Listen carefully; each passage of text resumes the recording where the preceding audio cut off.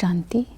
22 अक्टूबर 2024 की साकार मुरली से होमवर्क। आज की मुरली से हम लक्ष्य लेंगे, लक्ष्मी नारायण जैसा ऊंच पद पाने के लिए पवित्र बनने का पुरुषार्थ करना है। आज की मुरली से हम स्वमान लेंगे, मैं मास्टर सर्वशक्तिमान हूँ। सर्वशक्तिमान बाप से योग लगाकर अपने अंदर शक्तियों को धारण कर मैं आत्मा सतो प्रधान बनती जा रही हूँ।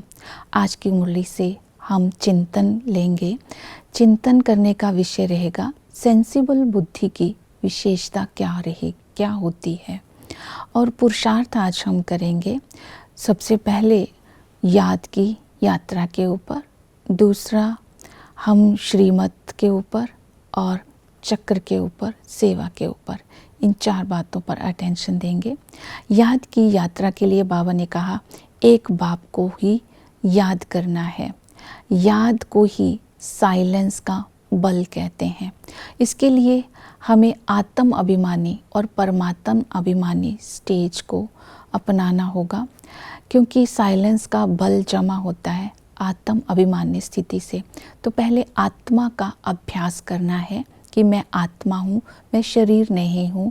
मैं आत्मा एक शरीर छोड़ दूसरा शरीर लेती हूँ। मैं आत्मा शरीर में आकर के पाठ बजाती हूँ। मेरे शरीर के ऊपर नाम पड़ता है और मैं आत्मा ही 84 जन्मों का पाठ लेती हूँ। मैं आत्मा शांति धाम निवासी हूँ। जब हम आत्म अभिमानी बन जाते हैं, अर्थात कर्म इंद्रियों को जीत लेते हैं, तो मन का मौन हो जाता है।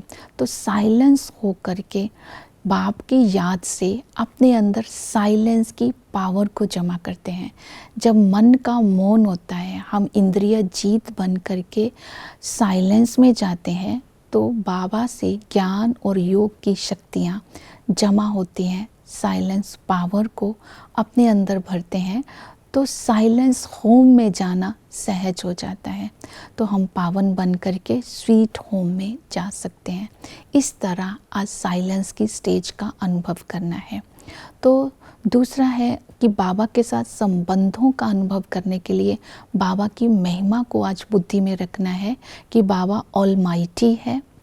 बाबा ही हमें स्वर्ग में लेकर जाते हैं। इसलिए कहते हैं दुख में सिमरन सब करे, सुख में करे ना कोई। वो सुप्रीम सोल है, निराकार है, ऊंचते ऊंच है। बाबा ही हमें अपना परिचय खुद देते हैं कि मैं इनके तन में प्रवेश करता हूँ, जिस तन को भाग्यशाली रथ भी कहते हैं। बाबा अपना परिचय देते हैं, तो हम परिचय सहित बाप की याद से वर्षे के अधिकारी बन जाते हैं। तो बाबा के संस्कार हमारे हो जाते हैं और राजाई के अधिकारी हम हो जाते हैं। तो इस तरह ये वर्षे से हम भविष्य का ऊंच पद प्राप्त कर लेते हैं। वही टीचर बन करके हमें पढ़ाते हैं। इस पढ़ाई में एम ऑब्जेक्ट है कि हमें लक्ष्मी नारायण जैसा बनना है। तो एम ऑब्जेक्ट को बुद्धि में रखना है। ये पढ़ाई छू मंत्र नहीं है कि 1 सेकंड में बुद्धि में आ जाएगी। इसमें मेहनत लगती है, क्योंकि ये पाठशाला भी है, स्कूल भी है, यूनिवर्सिटी भी है। तो जैसे जैसे हम पढ़ते जाएंगे, पढ़ाई की धारणा करते जाएंगे, तब हम लक्ष्मी नारायण जैसा ऊंच पद प्राप्त कर सकेंगे। तो नॉलेजफुल भी हम इसी पढ़ाई से बनते हैं और पवित्रता की धारणा भी इसी पढ़ाई से होते हैं। ज्ञान से ही हमारा फिर योग भी लगता है। और सतगुरु बन करके हम सब आत्माओं को पतित से पावन बनाते हैं। वो सतगुरु ही हमें श्रेष्ठ मत देकर हमें ऊंच बनाते हैं और वही गाइड बन करके हमें रास्ता बताते हैं। तो ऐसे सतगुरु की याद में भी सारा दिन रहना है। दूसरा है धारणा, पवित्रता की धारणा। तो बाबा आकर के हमें पवित्रता का रास्ता बताते हैं, तो हम पवित्रता की धारणा कर पवित्र बन पवित्र दुनिया का मालिक बनते हैं। तो बाबा की जो बातें हैं आज धारणा की बुद्धि में रखनी है।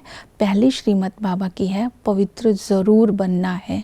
जब हम पवित्र बनेंगे तभी भविष्य में पूज्य बन सकते हैं। पवित्र बनने के लिए 5 विकारों को छोड़ना होगा, क्योंकि 5 विकार हमें पतित बनाते हैं, जिसका यादगार रावण के 10 शीश भी गाया जाता है। ये 5 विकार हमें कंगाल बना देते हैं, आत्मा की ताकत निकल जाती है, आत्मा अपवित्र हो जाती है। तो इन 5 विकारों से मुक्त होने के लिए आज हमें इस स्वमान में रहना है। मैं विशेष आत्मा हूँ। प्रवृत्ति में रहते स्वधर्म में स्थित होना, तो हमारा स्वधर्म ही है पवित्रता। तो इस स्वधर्म में स्थित होकर के अपने आप को पवित्रता की धारणा में ला करके बाप समान विशेष बनना है। तो सबसे बड़ी विशेषता ही है पवित्रता की धारणा। तो आज बाबा कहते हैं कि ये स्वधर्म ही आपकी ताकत है, इसलिए रिलीजन इज़ माइट बोला जाता है। तो सेंसिबल बन इन स्वधर्म को आज अपने जीवन में धारण करने का लक्ष्य रखना है। तो इसके साथ साथ फिर बाबा ने बोला चक्र को बुद्धि में रखना है, क्योंकि ये ड्रामा अनादि है जो फिरता ही रहता है, हूबहू रिपीट होता है। इस चक्र के आदि में हम सूर्यवंशी थे, हम कोई वहाँ रोग नहीं था, वहाँ अथाह सुख था, निर्विकारी थे, रिलीजियस थे। उस समय को लक्ष्मी नारायण का राज्य भी कहते थे। बैटरी बिल्कुल फुल थी, चार्ज थी, वहाँ अपवित्रता नहीं थी। जब हम मध्य में आते हैं अपवित्र बनते हैं, अनराइटियस बनते हैं, रावण का राज्य होता है। बैटरी डिस्चार्ज हो जाती है तो आत्मा तमो प्रधान बन जाती है, ताकत निकल जाती है। फिर अंत में बाप आकर के हमें रियलाइज़ करवाते हैं कि ये अंतिम समय है, तो अब तुम्हें संपूर्ण निर्विकारी बनकर के भविष्य में ऊंच पद प्राप्त करना है।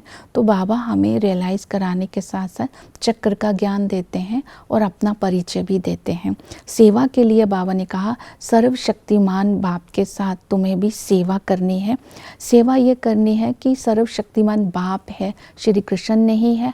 अम्बा और लक्ष्मी दोनों में क्या अंतर है, ये कब होती है लक्ष्मी और अम्बा कब होती है। गीता का भगवान श्री कृष्ण नहीं है, गीता का भगवान शिव बाबा है।